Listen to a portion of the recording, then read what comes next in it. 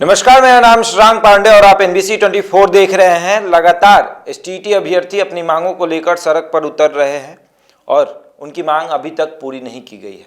ऐसे में हमने आपसे वादा किया था कि हम हर दिन STT के एक अभ्यर्थी को बुलाएंगे और ये पूछेंगे कि आखिर कब तक उनकी मांग को पूरी की जाएगी। क्या हाल है रुपेश जी? जी ठीक है जी। अच्छा, STT मतलब क्या हुआ अभी तक, कहाँ तक आप लोग का जो मुद्दा है पहुँचा है? जी, हम लोग तो पहले से बोल रहे थे कि सरकार जो 26 जून का जो लेटर जारी किया है इसके खिलाफ हम लोग सड़क से सदन तक अपनी आवाज़ को उठाएंगे। सड़क पे भी हम लोग जो है कि 5 सितंबर, 4 अक्टूबर, 5 अक्टूबर, फिर नवंबर हम लोग आंदोलन किए हैं। और शीतकालीन सत्र में भी, जो विधानसभा में शीतकालीन सत्र चला, इसमें भी हमने आवाज़ को उठवाने का माननीय विधायक जी से हमने आवाज़ को उठवाया है। तो हम लोग अपने 26 जून के लेटर के खिलाफ हम लोग को जो संविधान के दायरे में रह करके जहाँ तक जैसे भी आवाज़ उठाने के लिए जो प्रोसेस है उसके अनुसार हम लोग आवाज़ उठा रहे हैं, अपनी आवाज़ को पहुँचा भी रहे हैं और हम लोग का आवाज़ पहुँच रहा है। अब देखने में ये आ रहा है कि कोई भी मंत्री, विधायक या कोई भी सत्ता वाले पक्ष या कोई प्रवक्ता अब जो है कि मेरिट और नॉन मेरिट पे वो स्पष्ट अब बोलने लगे हैं। अब मेरिट के खिलाफ कोई नहीं बोलता है। अच्छा, आप लोग विज्ञापन की बात करते हैं, विज्ञापन विज्ञापन विज्ञापन। आप लोग लगातार, मुझे लगता है कि 5 सितंबर से जब आपका धरना शुरू हुआ था उस दिन से आपने एक ही शब्द कहा, विज्ञापन। विज्ञापन के आधार पे नौकरी दे दीजिए। अमीन का भी विज्ञापन रद्द हो गया है, अगर आपका विज्ञापन रद्द हो गया तो क्या करिएगा? नहीं, बात करने की नहीं है, बात है कि अमीन का जो अभी विज्ञापन रद्द किया गया है वो एक दूसरा विषय है।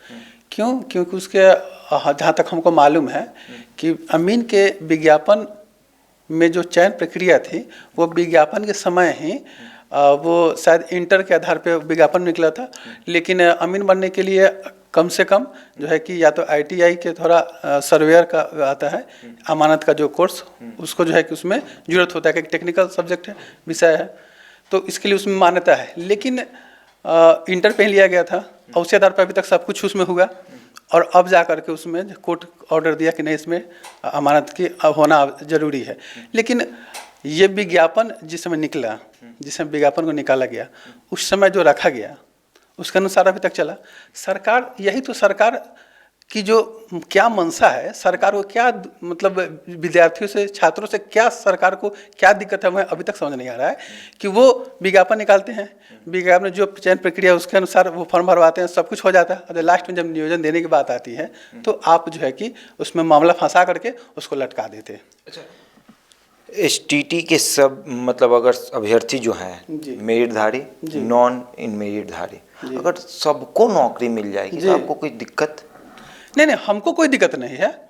देखिए, सबको नौकरी, अगर आज जैसे कि नॉन मेरिटधारी छात्र भी बोलते हैं, अरे भाई हमको कोई दिक्कत नहीं है, वो भी हम लोग इल्जाम लगाते हैं कि सबको नौकरी मिल जाए तो हमें क्या दिक्कत, हमें कोई दिक्कत नहीं है भाई, आप सबको नौकरी मिले, हमको क्या दिक्कत है। लेकिन सीट कितना है?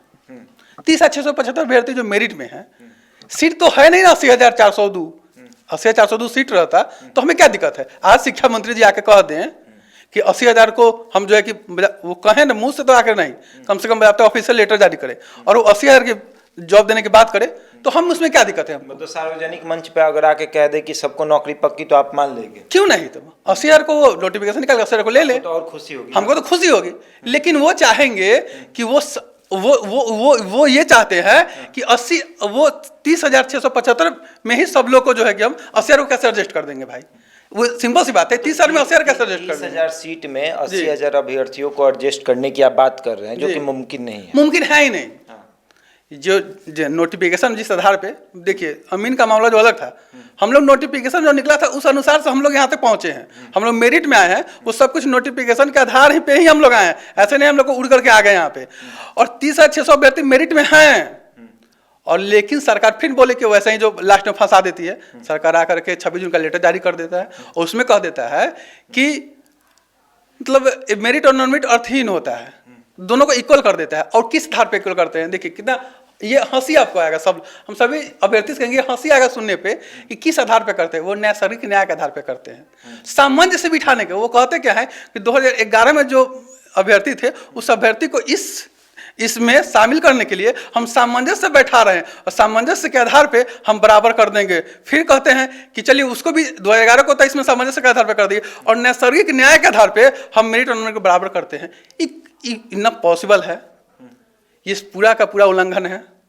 वो जो ये जो है कि 26 जून का लेटर जो है ना, ये पूरा का पूरा जो है कि मतलब शिक्षा विभाग में बैठे हुए उन दलालों के द्वारा ये षड्यंत्र है, ये षड्यंत्र है। अरे भाई आप सामंजस्य बैठाइएगा। ये कौन सा सामंजस्य है कि आप 45% और 50%, अभी जो है कि 45 और 50 पे जो है कि क्वालिफाई है, उस समय जो है कि 55 और 60 पे क्वालिफाई था। सामंजस्य के आधार पे आप उसको ये कर दिए, ठीक है मान लेते हैं। फिर आप करते हैं कि नैसर्गिक न्याय के आधार पे इसमें जो है कि 50 और बच्चे को एक्स्ट्रा जो आपके नॉन मेरिट में है उसको इसमें रख देते हैं। तो ये तर्क तो नहीं ना होगा। आप इसको फंसा रहे हैं। तब हम तो कोर्ट के दरवाजे ठकठकाई दिए हैं, हम तो हाई कोर्ट में चली गए हैं, हाई कोर्ट तो निर्णय लेगा ही, लेकिन सरकार को हम ऐसे तुगलकी फरमान जारी करके हम बर्दाश्त करने वाले नहीं है। आज हमने बात किया, जदयू के प्रवक्ता से बात किया है, आपके मुद्दे को हमने उठाया है। हमने पूछा उनसे ये सवाल कि आखिर कब तक होगी एसटीटी अभ्यर्थियों की नौकरी। उन्होंने कहा कि शिक्षा मंत्री ने खुले मन से ये बात कही है कि अभी पंचायत चुनाव चल रहा है, पंचायत चुनाव को हो जाने दीजिए, उसके बाद इनकी नौकरी हो जाएगी। नहीं, मेरा जैसा अनुभव है, ये जो कह रहे हैं प्रवक्ता, लेकिन मेरा जैसा अनुभव है कि सरकार आंदोलन से ही सुनती है। अभी छठा चरण का हम लोग देख चुके हैं, प्रत्यक्ष देख चुके हैं। अनुभव है कि उसके नियोजन खुलवाने के लिए भी आंदोलन हुआ था, नियोजन खुलवाने के बाद नियुक्ति पत्र के लिए भी आंदोलन हो रहा है, और उससे पहले भी नोटिफिकेशन लाने के लिए भी, विज्ञापन लाने के लिए भी आंदोलन उस समय हुआ था। तब 94 आया था, तो उसमें भी हर चरण पे आंदोलन हुआ है। अगर ये अभी कह रहे हैं ऐसा बात, तब तो फिर आराम से मिल जाना चाहिए 94 टीचर को और ये भी आरोप प्राइमरी वाले को। लोग किसी के बहकावे पर आकर धरना प्रदर्शन। नहीं, ये उनका कहना जो है कि निराधार है, इसमें कोई मतलब दम नहीं है। आप ये मत कहिए हम लोग को कि आप जो है किसी के बहकावे में आ गए। हम लोग खुद पढ़े लिखे हैं, हम लोग ये निर्णय अपना लेना जानते हैं, क्या गलत है क्या सही है, ये हम खुद फैसला ले सकते हैं। इसलिए जरूर आप हमें जो है कि ये ज्ञान मत दिया जाए, कम से कम न दीजिए प्रवक्ता महोदय, कि ये किसी का बहकावा, हम लोग बहकावे में नहीं है। हम लोग का जो अनुभव है, जो सरकार हमारे साथ कर रही है, इसको देखते हुए हम आंदोलन करेंगे ही।